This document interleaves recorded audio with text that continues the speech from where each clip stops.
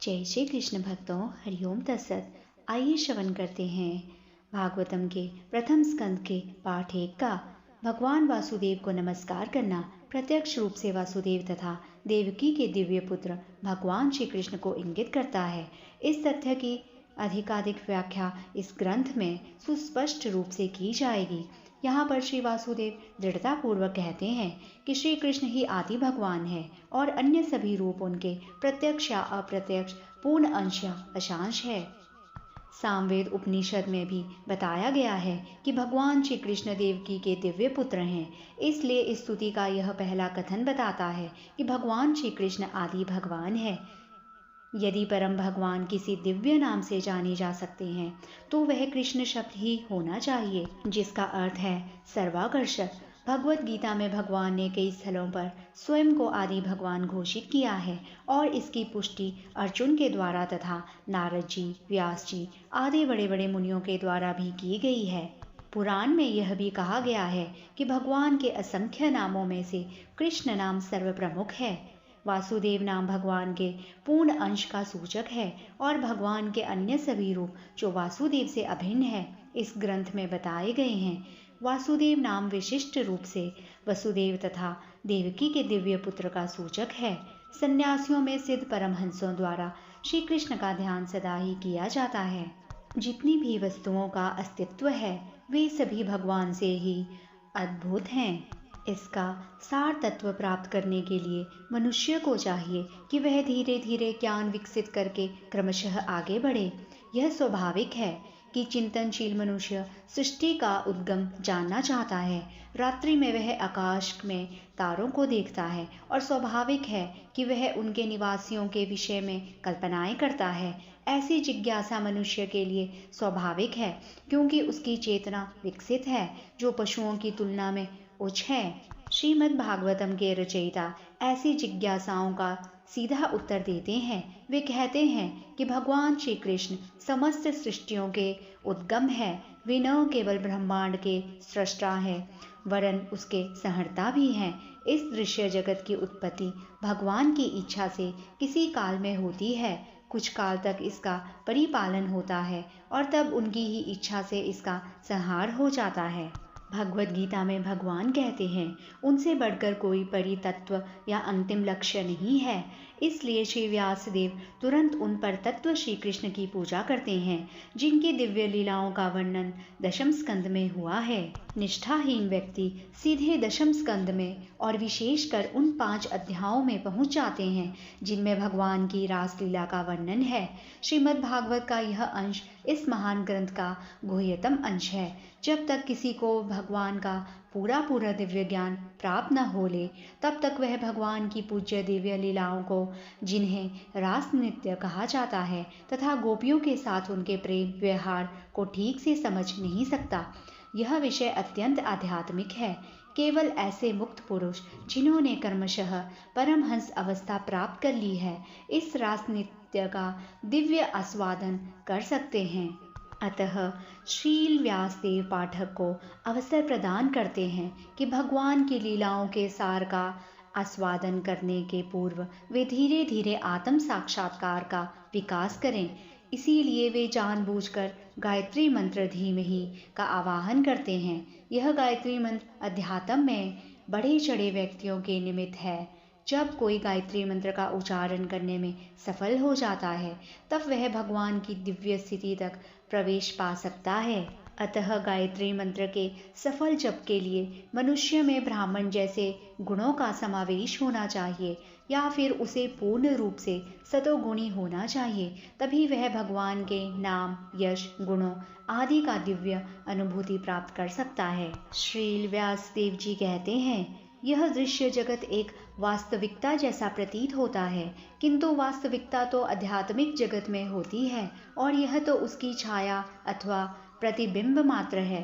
परम सत्य तो वैकुंठ लोक चिदाकाश में है, भौतिक आकाश में नहीं। भौतिक आकाश में प्रत्येक वस्तु सापेक्ष सत्य है। कहने का तात्पर्य यह है कि एक सत्य किसी अन्य पर आश्रित होता है। यह दृश्य जगत प्रकृति के तीनों गुणों की अंतःक्रिया से बनता है और यह अनित्य जगत बद्ध जीव के मोहग्रस्त मन को वास्तविकता का भ्रम प्रस्तुत करने वाला होता है। बद्ध जीव अनेकानेक योनियों में प्रकट होते हैं, जिनमें ब्रह्मा, इंद्र, चंद्र जैसे उच्चतर देवता भी सम्मिलित हैं। यथार्थ में प्रकट जगत में कोई वास्तविकता नहीं है, किंतु यह वास्तविक जैसा प्रतीत होता है।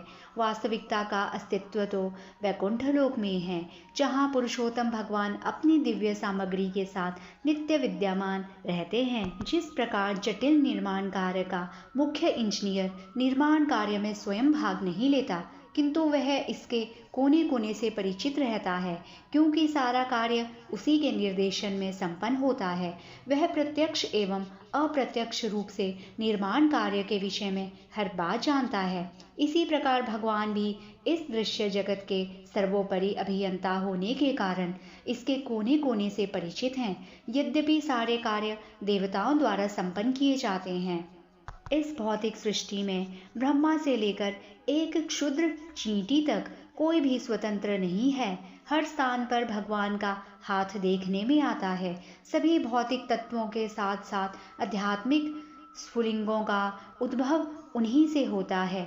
इस भौतिक जगत में और जो कुछ भी उत्पन्न होता है, वह भौतिक तथा आध्यात्मिक शक्तियों की ही अंतःक्रियाओं से होता है, जो परम सत्य भगवान श्री कृष्ण से उद्भूत होती हैं। एक रसायन शास्त्री अपनी प्रयोगशाला में बैठे बैठे हाइड्रोजन तथा ऑक्सीजन मिलाकर जल उत्पन्न कर सकता है, किंतु वास्तव में जीव तो परमेश्वर के निर्देशानुसार प्रयोगशाला में कार्य करता है, और वह रसायन वेता जिन सामग्रियों से कार्य संपन्न करता है, वे भगवान द्वारा प्रदान की गई हैं। भगवान प्रत्यक्ष तथा अप्रत्यक्ष रूप से प्रत्येक वस्तु को जानते हैं तथा वे सभी सूक्ष्म बातों को जानने वाले हैं तथा संपूर्ण स्वतंत्र है।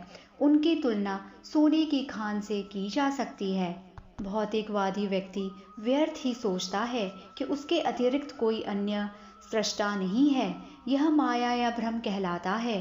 अल्प ज्ञान के कारण भौतिकवादी अपनी अपूर्ण इंद्रियों के परे देख नहीं पाता, और इस प्रकार से वह सोचता है कि पदार्थ किसी श्रेष्ठ बुद्धि के बिना ही स्वतः आकार ग्रहण करता है। किंतु श्रील व्यास देव ने इसका खंडन किया है। देह के साथ जो कुछ घटित होता है, वह देह को तुरंत ज्ञात हो जाता है। इसी प्रकार यह सृष्टि उस परम पूर्ण का शरीर है। अतः इस सृष्टि में जो कुछ घटित होता है, उसे वे प्रत्यक्ष एवं अप्रत्यक्ष रूप से जानते हैं। ब्रह्मा को वैदिक ज्ञान भगवान के द्वारा प्रदान किया गया। कोई चाहे तो यह तर्क कर सकता है कि प्रथम जीव होने के नाते ब्रह्मा को प्रेरित नहीं किया जा सकता, क्योंकि उस समय कोई दूसरा व्यक्ति जीवित न था। यहाँ पर यह कहा गया है कि परमेश्वर ने गौण सृष्टा ब्रह्मा को प्रेरित किया, जिससे वे सृजन कार्य कर सके। अतः समस्त सृष्टि के पीछे जो परम बुद्धि कार्य करती है, वह परब्रह्म श्री कृष्ण है। भगवद गीता में भगवान श्री कृष्ण कहते हैं कि वे ही पदार्थ की समग्रता को गठित करने वाली सर्जक शक्ति यानी प्रकृति का निरीक्षण करते हैं। यहाँ तक कि सृष्टि करने के लिए ब्रह्मा को भी परमेश्वर का ध्यान करना पड़ता है। तो फिर आइंस्टाइन जैसे महान विज्ञानियों के विषय में क्या कहा जा सकता है? रावण या हिरण्यकशिपु जैसे नास्तिकों को भगवान की सत्ता का विरोध करने के पूर्व कठिन तपस्या करनी पड़ी थी, किंतु अंत में वे असहाय बन गए, और जब भगवान क्रूर मृत्यु के रूप में उनके समक्ष प्रकट हुए, तो वे अपने आप को बचा नहीं पाए। यही हाल उन आधुनिक नास्तिकों का है जो भगवान की सत्ता की अवमानना करते हैं। ऐसे नास्तिकों का वैसा ही दंड मिलेगा, क्योंकि इतिहास की पुनरावृत्ति होती है। जब जब लोग ईश्वर की सत्ता की उपेक्षा करते हैं, तब तब प्रकृति तथा उसके नियम उन्हें दंड देते हैं। जो कोई भवबंधन से छूटना चाहता है, उसे उनकी शरण में जाना होगा। इसकी पुष्टि भगवद गीता में भी की गई है। जब तक मनुष्य परमेश्वर के चरण कमलों की शरण ग्रहण नहीं करता, तब तक उसका मोहग्रस्त होना निश्चित है। जब कोई बुद्धिमान पुरुष कृष्ण के चरणाविंद की शरण ग्रहण करके कृष्ण को समस्त कारणों का कारण मान लेता है, जैसा कि भगवद गीता में भी कहा गया है, तभी वह व्यक्ति महात्मा बन सकता है। किंतु ऐसे महात्मा यदा कदा ही दिखते हैं। केवल ऐसे महात्मा समझ सकते हैं कि भगवान ही समस्त सृष्टियों के आदि कारण है। वे परम या परम सत्य है, क्योंकि अन्य सारे सत्य उनसे जुड़े हुए हैं। वे सर्वज्ञ हैं, उनके लिए कोई मोह नहीं होता। जैसे जैसे कोई ध्यान पूर्वक तथा विनीत भाव से भागवत के संदेश को सुनता है, वैसे वैसे ज्ञान के इस संस्कार से उसके हृदय में परमेश्वर स्थापित हो जाते हैं। मानव जीवन का समारंभ धर्म के सूत्रपात से होता है। आहार, निद्रा, भय और विषय, ये पशु जीवन के 4 नियम हैं। ये चारों पशुओं तथा मनुष्यों में समान रूप से लागू होते हैं, किंतु मनुष्यों में एक अतिरिक्त कार्य धर्म होता है। धर्म के बिना मनुष्य जीवन पशु जीवन से ज्यादा अच्छा नहीं है। अतः प्रत्येक मानव समाज में धर्म का कोई न कोई रूप पाया जाता है, जिसका उद्देश्य आत्म साक्षात्कार है और जो ईश्वर के साथ मनुष्य के शाश्वत संबंध को बताने वाला है। यह भागवत पुराण भौतिक कारणों से प्रेरित होने वाले समस्त धार्मिक कृत्यों को पूर्ण रूप से बहिष्कृत करते हुए सर्वोच्च सत्य का प्रतिपादन करता है, जो पूर्ण रूप से शुद्ध हृदय वाले भक्तों के लिए बोधगम्य है। यह सर्वोच्च सत्य वास्तविकता है, जो माया से पृथक होते हुए सबों के कल्याण के लिए है। ऐसा सत्य तीनों प्रकार के संतापों को समूल नष्ट करने वाला है। महामुनि व्यासदेव द्वारा संकलित यह सौंदर्यपूर्ण भागवत ईश्वर साक्षात्कार के लिए अपने आप में पर्याप्त है, तो फिर अन्य किसी शास्त्र की क्या आवश्यकता है।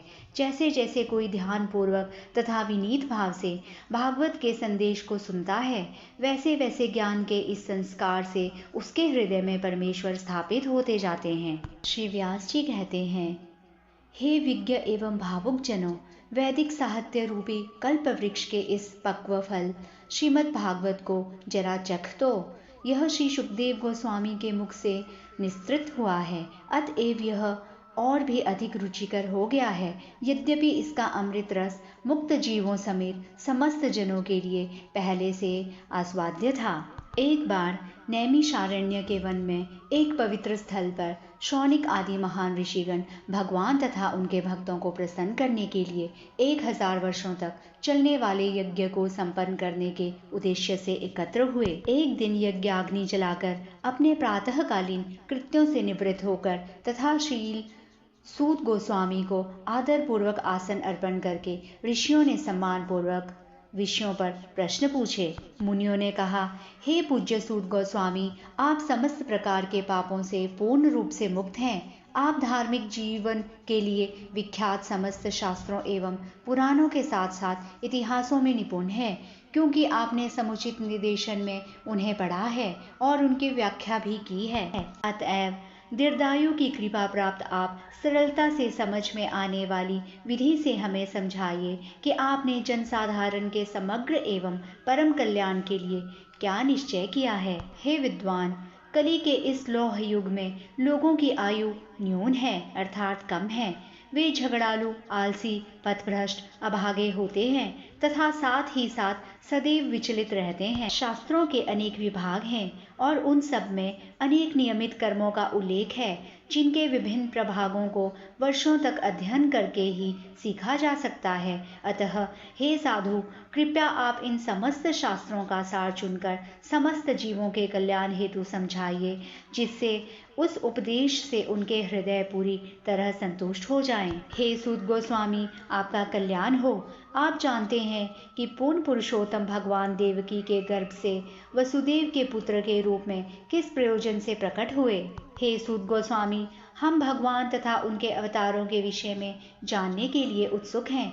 कृपया हमें पूर्ववर्ती आचार्यों द्वारा दिए गए उपदेशों को बताइए, क्योंकि उनके वचन श्रवण तथा कहने सुनने दोनों से ही मनुष्य का उत्कर्ष होता है। जन्म तथा मृत्यु के जाल में उलझे हुए जीव यदि अनजाने में भी कृष्ण के पवित्र नाम का उच्चारण करते हैं तो तुरंत मुक्त हो जाते हैं, क्योंकि साक्षात भय भी इससे नाम से भयभीत रहता है। हे सूत गोस्वामी, जिन महान ऋषियों ने पूर्ण रूप से भगवान के चरण कमलों की शरण ग्रहण कर ली है, वे अपने संपर्क में आने वालों को तुरंत पवित्र कर देते हैं, जबकि गंगा जल दीर्घकाल तक उपयोग करने के बाद ही पवित्र कर पाता है। इस कलह प्रधान युग के पापों से उद्धार पाने का इच्छुक ऐसा कौन है जो भगवान के पुण्य यशों को सुनना नहीं चाहेगा। उनके दिव्य कर्म अत्यंत उदार तथा अनुग्रहपूर्ण हैं और नारद जैसे महान विद्वान मुनि उनका गायन करते हैं। अतः कृपया हमें उनके अपने विविध अवतारों के संपन्न साहसिक लीलाओं के विषय में बताएं, क्योंकि हम सुनने के लिए उत्सुक हैं। हे बुद्धिमान सूत जी, कृपा करके हमसे भगवान के विविध अवतारों की दिव्य लीलाओं का वर्णन करें। परम नियंता भगवान के ऐसे कल्याणप्रद साहसिक कार्य तथा उनकी लीलाएं उनकी अतरंगा शक्तियों द्वारा संपन्न होते हैं। हम उन भगवान की दिव्य लीलाओं को सुनते थकते नहीं, जिनका यशोगान स्तोत्रों तथा स्तुतियों से किया जाता है। उनके साथ दिव्य संबंध के लिए जिन्होंने अभिरुचि विकसित कर ली है, वे प्रतिक्षण उनकी लीलाओं के श्रवण का आस्वादन करते हैं। भगवान श्री कृष्ण ने बलराम सहित मनुष्य की भांति क्रीड़ाएं की और इस प्रकार से प्रच्छन्न रहकर उन्होंने अनेक अलौकिक कृत्य किए। यह भली भांति जानकर कि कलयुग का प्रारंभ हो चुका है, हम इस पवित्र स्थल में भगवान का दिव्य संदेश सुनने के लिए तथा इस प्रकार यज्ञ संपन्न करने के लिए दीर्घ सत्र में एकत्र हुए हैं। हम मानते हैं कि देवी इच्छा ने हमें आपसे मिलाया है, जिससे मनुष्यों के सत्व का नाश करने वाले उस कली रूप दुर्लभ सागर को तरने की इच्छा रखने वाले हम सब आपको नौका के कप्तान के रूप में ग्रहण कर सकें, क्योंकि परम सत्य योगेश्वर श्री कृष्ण अपने निज धाम के लिए प्रयाण कर चुके हैं। अतएव कृपा करके हमें बताएं कि अब धर्म ने किसका आश्रय लिया है।